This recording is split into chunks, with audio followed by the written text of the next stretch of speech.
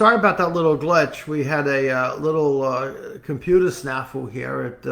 Hopefully it didn't discourage you from hanging around. We're back. And just to kind of pick up where we left off, we were discussing the images with relationships. In other words, this is a very interesting point, which causes insecurity too. There's an expression that when you meet somebody, you're meeting your interpretation of them, and they are meeting their interpretation of you. So you're not really meeting each other, you're meeting your opinions, your viewpoints, your sense of each other. Now, if you meet someone that you feel drawn to and they do not respond in kind, they will generally create some kind of sense of like, what's wrong with me? That signals an insecure reaction. That signals an insecure reaction. So relationships is another big boy on the block about insecurities, self-doubts, fears and worries that all come out of a sense of being insecure, whether it be insecure for your rent on your apartment, putting food on the table for your children. There's a concern, there's a worry, and it questions your security, right? You have security issues about relationships, about love affairs. Insecurities can blossom from almost anything in life. As I shared before, a lot of these insecurities are driven by people who are close to you in your early developmental stages. If you have been raised by very solid reinforcing parents, good teachers, good coaches, good mentors, people that encourage you despite your struggles, despite your question marks about your own abilities, and there are people to coach you along, encourage you along, the odds of you getting insecure about your challenges becomes very, very low. People develop security. They feel strong about themselves in little stages throughout life. Little accomplishments, little successes begin to make someone feel secure. You will start to acquire that as you grow up. But as I shared before, there are many people, unfortunately, who diminish intentionally the inner security of the ones they claim they love, right? The husband makes the wife always feel insecure. Well, if you don't do this or you don't do that, or if you don't please me, I'm leaving you. I'll leave you with the kids. Oh boy, that's a big one, isn't it? I'm sure some of you can relate to that. Or the wife says to the husband, unless you make more money, I don't understand. You've never accomplished anything. And he says, what are you talking about? I'm working 70 hours a week. I know, but you're just a no good day laborer. You don't do anything for us. I met other people that have much more than you do. They're much better with taking care of their families. You offer me no security. I feel very unsettled with you. And this can really affect a relationship, right? This can really affect a relationship because one person is suggesting the other person's job is to totally make them secure, usually through money or position. Conversely, the other one says, I want you to be secure because you know I'll be home, making your food, fixing your laundry, making the bed sheets, doing all that kind of stuff to give you a sense of having a secure home. But when you come home and nothing is cooked, there's no food on the table, the clothes aren't done, and someone's out playing golf, and you come back and say, where the hell is everything? I don't know. I was busy. There's a sense of insecurity and unstableness that rises in those kind of settings. So this insecurity thing is a very, very, very broad brushstroke in the human experience. Another one that is huge, is body image insecurity. Oh my goodness, is this big. You see on TV, and I think in most magazines and so on, they have these model types doing all of this modeling.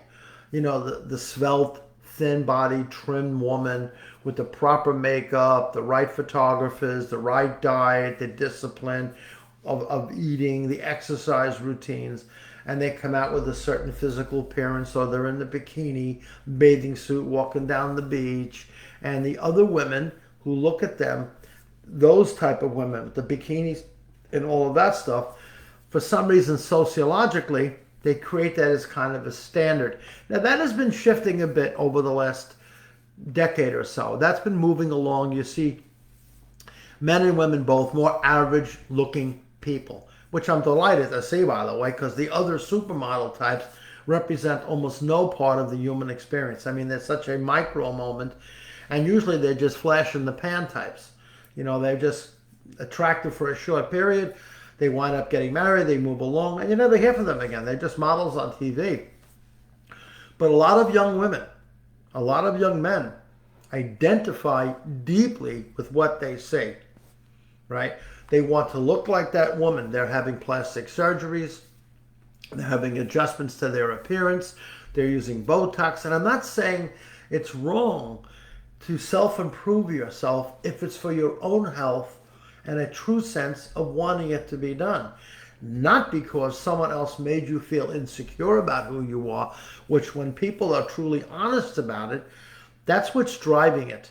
If only I had bigger breasts, if only if my lips were larger, if only I had more muscles, if only my stomach was flatter, if only I had a tiner hiney, if only I was taller, if only I wasn't so heavy, if only I was bigger.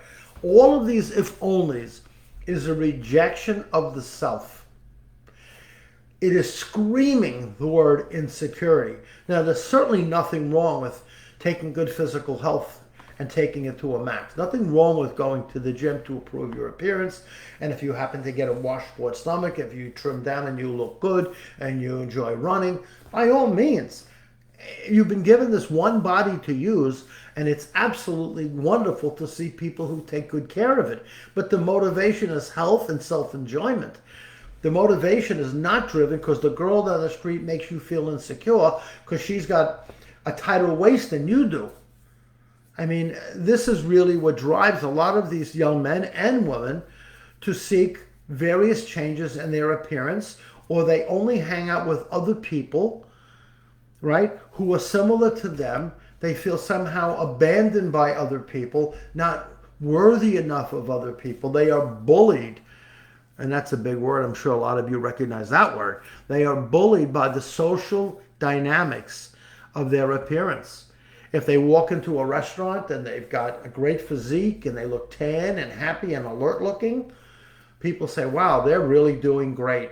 Someone else walks in who's maybe a little bit more frumpy, a little heavier set. Perhaps the hair is not quite coiffed as nice or laid out as nice. People might say, oh, she's just another one of them. You know, that kind of a thing. And those kind of statements can be brutally painful to people. You know, the old thing about making fun of heavy people, fat people, people would use the word fat. I never use it, but big boned, full bodied women, people would make fun of them. You see some guy sitting in a restaurant and he's overweight and people make fun. Look at this big fat guy sitting over here. Either it's heard or it's experienced, either directly or indirectly, that will create insecurity, right? It does. So you have insecurity about relationships. You have insecurity within marriages. You have insecurity about physical appearance. You have insecurity driven from childhood. You have insecurity about the roof over your head and the food you provide and the substance you provide to your children. All of this creates this dynamic called insecurity. Therefore, what do we do about it? You know, I mean, what do you do? And that's a big, big conversation, but I'm just going to give you a couple of small tips. We all feel insecure. I can certainly speak for myself. When I was in 10th grade, now 10th grade is a long time ago for me, but when I was in 10th grade, I remember very clearly, I only weighed 112 pounds. I was only 5 foot 1 inches tall. I had not hit my developmental maturity. In my family, we tend to develop down the road, more in our mid to late 20s. Our bodies seem to blossom later, not sooner, right? It's just the DNA, the genetics of my of my family, right? But back in high school, I remember so clearly going into the locker room, and there were guys in there 6 inches taller than me, muscles. They even had chest hair, for God's sake, some of these guys. I felt like a child amongst men. And when they would go out on a Friday afternoon after a football game or a wrestling match or whatever, and we'd meet at the pizzerias or whatever, the women, the girls, the teenagers, all would gravitate to these older, bigger looking guys, the guys with the cars, that whole thing. And I felt like I was a 2-year-old. I felt like I put my thumb in my mouth and walked out. I would go home and I would be so upset. And I remember feeling very, very insecure. But that insecurity propelled me. I wound up taking martial arts classes. I wound up taking extra time at the gym. I wound up taking better care of my health. And little by little, I began to realize that at the end of the day, I had to take care of me. And I realized that nobody, but nobody, would remove my insecurities but myself. So one day at a time, I chipped into it. Now, those insecurities over the years changed. That there was a point at which I never had any insecurities anymore about my physical appearance. I moved up to a 5'9" man. I gained a bunch of weight. I was in my mid 180s, 190s. I was very athletic. I owned my own martial arts school. I mean, I was really in the game. I trained in Japan. I mean, I did all this cool stuff. All of that, when I look back, was driven by my insecurity. But the result of that insecurity drove me to achieve many, many, many very positive things. And that is true with you guys as well. Insecurity can propel you into change. It can propel you into self-love. It can propel you into taking care of those who also feel insecure. Birds of a feather can get together and form a fist, right? If you've got 5 fingers all insecure floating around, you all tend to be fragmented. But you bring 5 people together who feel similarly, and you create this dynamic of togetherness, it can make a fist. And that fist can be very, very strong if you need it to be, right? So when you have insecurity, sincerely consider, A, are you honest with yourself? Are you honest? Yes, I feel insecure. I'm only little. I'm not attractive. I didn't even have a beard at 15. Half my friends were shaving. I had no facial hair at that point. And I felt like I was, again, like I was 2 years old. But over time, I began to see it. And so all of a sudden, I was shaving, I was expanding, I was growing, and that insecurity disappeared.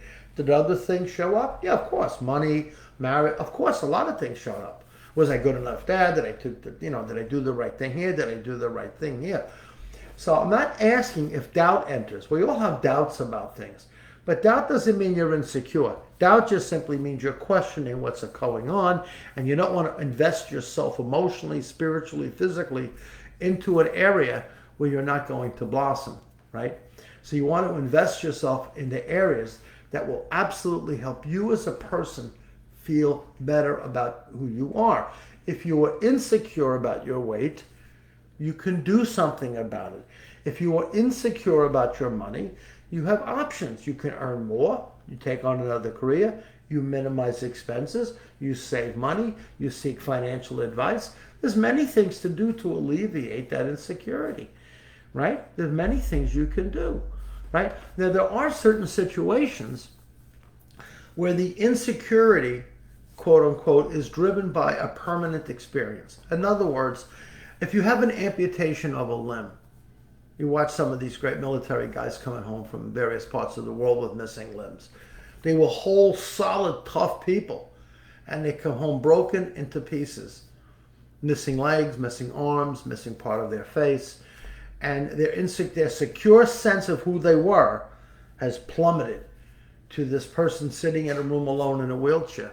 They don't feel secure because what they remember of themselves no longer exists, right? That's how they feel. They feel insecure. It's a very, very legitimate condition. And they are coached and they are helped by small tasks. You can do this. You will accomplish that. We will help you to get to that place. Push yourself a little further, and little by little by little, with the desire to change, they no longer allow themselves to be an insecure victim rather than an expanding, blossoming new version of the self. And for all of you out there listening, whatever insecurities you may have, all of them are born out of expectation and avoidance. There is a very, very famous Zen story, and I don't want to expand on the story, but I'm going to give you the bottom line to the story. The bottom line to the story is matter of fact, let me give you the story. I'll change my mind. Let me give you the story. There's a very famous story about a Zen monk who was being chased by bandits. And in order to escape the bandits, this monk climbs down the side of a mountain. And when he does, he begins to slip and he holds on to a branch that's jutting out of the side of this mountain cliff. He's holding on with one arm.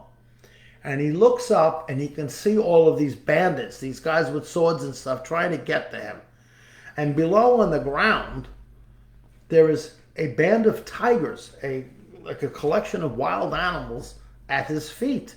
He looks up, he is insecure. He looks down, he's insecure. And the Zen quote says, and at the end of this little branch, there's some fruit, strawberries, cherries, something like this. And he turns around and he takes this fruit and he eats it. And it says on the caption, "What a wonderful time to eat this fruit." At first it seems like a crazy thing to say, but it really points to you cannot be insecure from the past. You cannot be insecure in the future. You will be secure if you pay attention to the moment that you're in. That is the name of the game. The more you practice presence, being where you are, and taking the next moment as it shows up, and doing what is said in 12-step programming, the next right thing, your insecurity will begin to crumble.